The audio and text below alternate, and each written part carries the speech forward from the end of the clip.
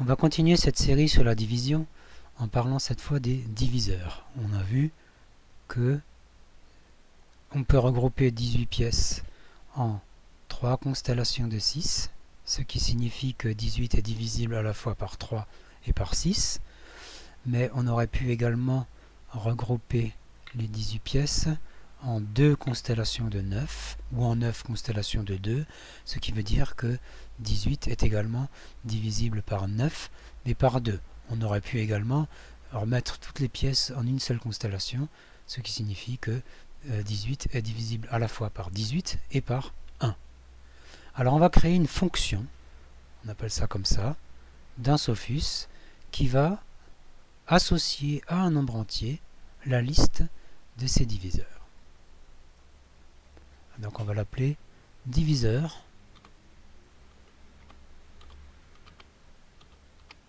au pluriel, puisqu'on va l'associer à un nombre. Alors,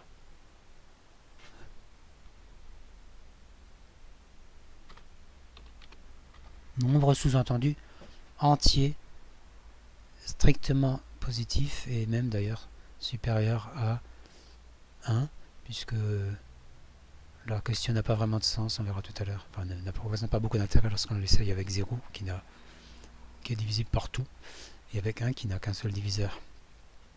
Bien, alors, cette fonction donc va accepter en entrée un nombre et va fabriquer à partir de ce nombre une liste. Donc on va introduire une nouvelle variable qui va s'appeler liste.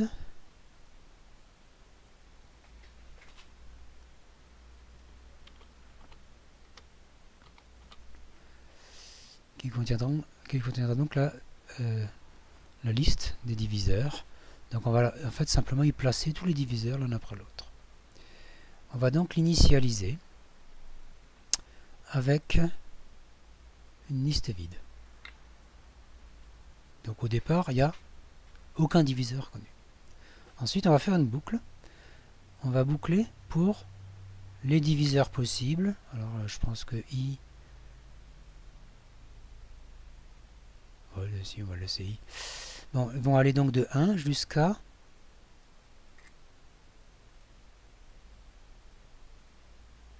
jusqu'au nombre dont on veut les diviseurs, 1 par 1. Donc il sera égal successivement à 1, 2, 3, 4, etc. jusqu'au nombre, jusqu'à 18 par exemple.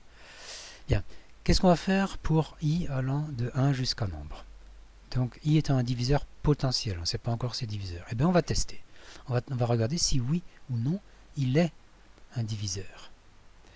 Si i, donc alors comment faire pour savoir s'il est divisible par... Pardon, c'est plutôt savoir si le nombre est divisible par i. I est un nombre relativement petit.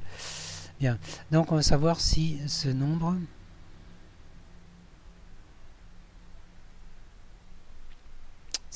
on y arrive, si le nombre est divisible par i, alors on va rajouter i à la liste, à la fin de la liste, comme ça on les aura dans l'ordre croissant. Donc, dans la liste qui s'appelle liste, on va insérer en dernier i.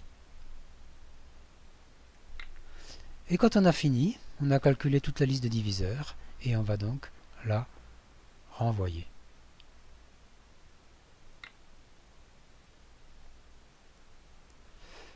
On va essayer de réduire un petit peu pour voir.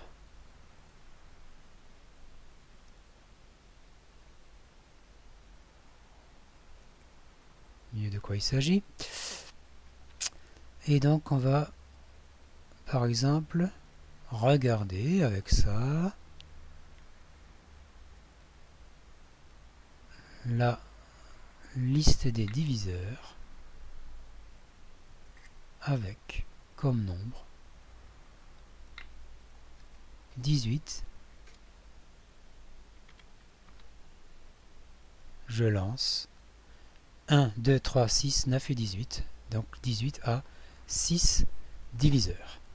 Si on essaye avec d'autres nombres, on verra qu'il va y avoir des choses un peu particulières. Par exemple, avec 17, on constate que finalement, il y a beaucoup moins de diviseurs pour 17 que pour 18. Il n'est divisible que par 1 et par 17. Par contre, si j'essaye avec 12, je vais avoir au contraire beaucoup de diviseurs.